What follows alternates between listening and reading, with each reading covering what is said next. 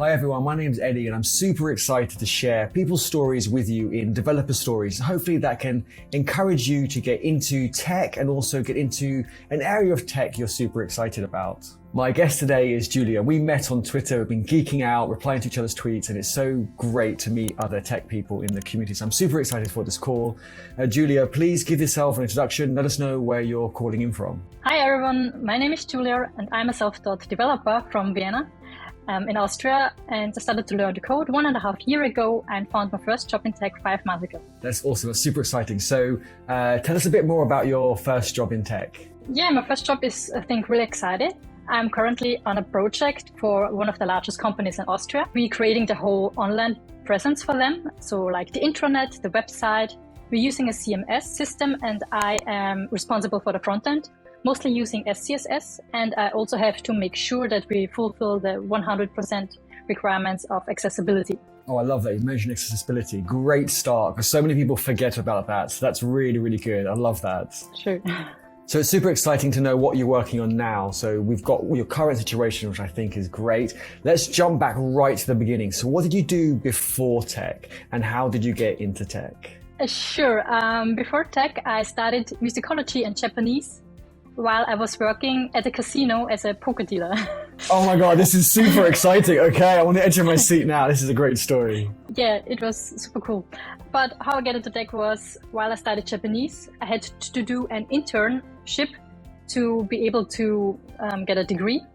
And it happened that in 2018, 2019, they offered an internship on Japanese department to be responsible for the public relations and advertising. So a bit on the website working, adding the new lectures or events, what happens in the Japanese department. And I applied for it. Also in this year, there was the 150 years relationship between Japan and Austria.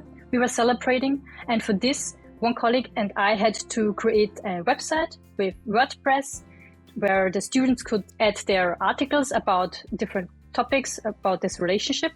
And we had to meet with the professor. So what kind of website does she want and how we will do it, because it has to be a free website from WordPress, so there were some restrictions. That's when I fell in love with the whole process, I think, like meeting with someone, the person wants something from us, we talking about what is possible, what is not possible, how would it look like, have many meetings to show her the website and helping the students how to work with WordPress in the first place. And yeah, that's when I decided that after graduating in 2020, I will start to learn coding, and that's what I did, and now I'm here. That's such an awesome story. I love that. That's super exciting. I'm sure a lot of people are going to resonate with it. Maybe not with Japanese, but with something else like an alternative, and they wanted to build a site for it, and then it just kind of we get hooked from that. So I love that. It's great that you're in tech, and I think you're going to inspire so many more people as well. So that's awesome. So what sort of challenges did you face getting into tech and in tech, and how did you overcome them? I had the same challenge like everyone, like where do I start? It was like, I started to learn Java. I thought it seemed pretty cool. And I guess this was a mistake because it was pretty hard. So after some weeks, I did well in the beginning, like the basics. But after some weeks, I realized I'm not going any further with it. But before giving up, I did some research and I read often that it's better to start with front end. And so I decided to learn HTML, CSS, and JavaScript. And I stuck with it, and it was the best choice. And yeah, I would say after a few months, I started to join Twitter. So like last year, there were advantages and also disadvantages because you got bombed with a lot of information, like learn this framework and you have to know this and that. And it was overwhelming. And it was like, oh, holy shit, I do not know anything about any of this stuff. And I lost focus. But I'm happy that I have a great boyfriend and a great little brother who are successful in their lives and said, Julia, come down, focus on React. And after you get a job, you can do whatever you want. And yeah, that's what I did. I got rid of all that stuff, stuck to React and found my job. And now I feel a lot more open to other stuff.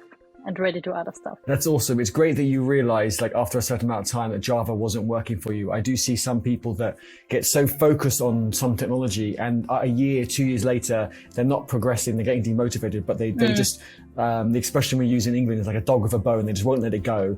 And I think it's great that you pivoted, because tech is so big. I mean, in coding alone, there is so many choices. And then even outside coding, there are so many other roles available. And I think that's really smart of you that you had a challenge and you came up with a solution, and you're much happier now, which I think is epic. So it's great that you shared that.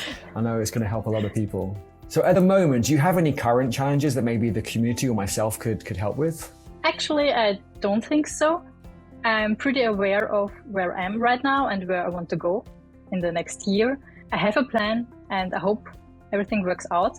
But if I will have any challenges in the future, I will let you know that I will need your help. Sounds good. Yeah, just tweet it, and hopefully someone in the community or myself can help. So what sort of resources do you use to answer any tech questions and to improve and learn? And what do you use? Yeah, that's a good question. The first step I do is just Googling. But most of the time, Google throws out stuff from Stack Overflow. So I could say Stack Overflow, but with Google. Also, when I am looking for certain parts of a code, I already know what I want to do. I look at W3 School. It's a bit outdated or basic, let's say basic, but I started to learn with it and I know where I can find stuff. So I think it's good for just to get some part of codes I want to use in the moment. But to dive deeper in the topic, I would use MDN, so Mozilla Developer Network. I love that. There are some great resources, and they are really good. I like it how for the basic stuff where you're going to go to, and then if you want to dig deeper, you also know where to go. I think that's really good. Where do you find support in the tech community? If it's technical or motivational or encouragement or anything like that, where do you go for help? I am very close with my colleagues right now, who are also self-taught developers, like the same age as me and have the same motivation as me. So we do some times pair programming, talk about different approaches on some stuff, share good articles or information, and we work really well together.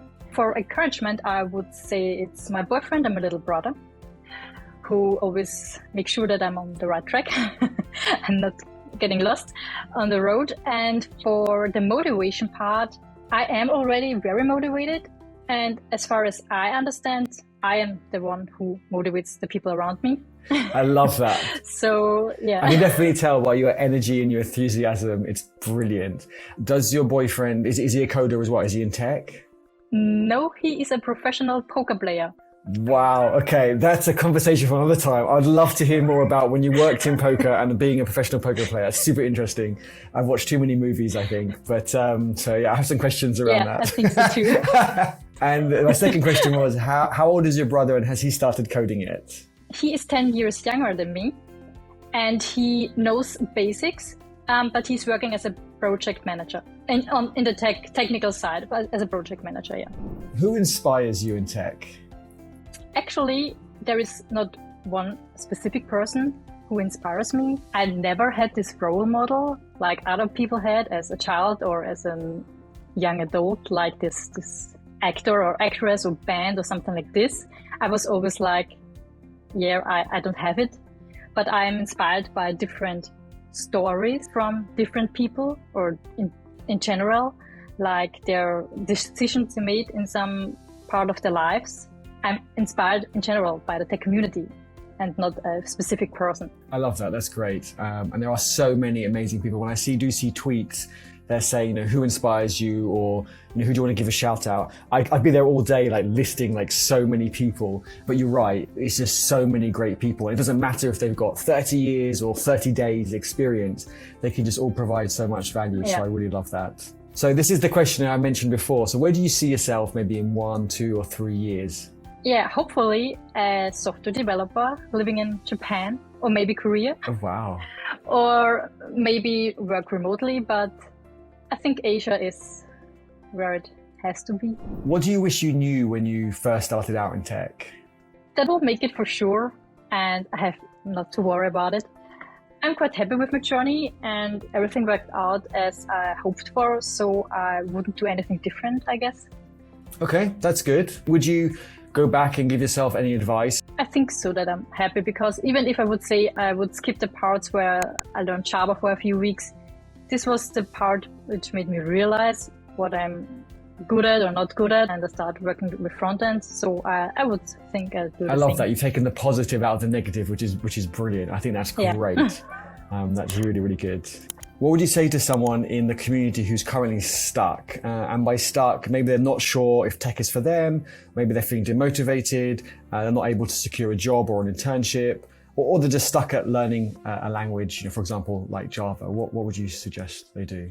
I would tell them that don't give up and don't get distracted by too many new frameworks. Stick to one, and also don't get distracted by other people's stories. Like, some will find a job sooner, or others feel like program is a dream job, while others do it for getting paid more. That's totally okay. So everyone has its own reasons to get into tech and their own journey to achieve their goals. And I would say write your own story, and I wish you best of luck. I love that. Write your own story. That's brilliant. I probably thought you were a lot younger than you were, and I probably thought he was still like in school or something. So my apologies. No. Okay. So when you said he's working as a project manager, I was a bit like, I was thinking he was like a kid, and my face might have been a bit shocked. Okay. Oh, come on. Don't laugh that much. Come on, it's not that fun. My cheeks hurt from laughing too much now.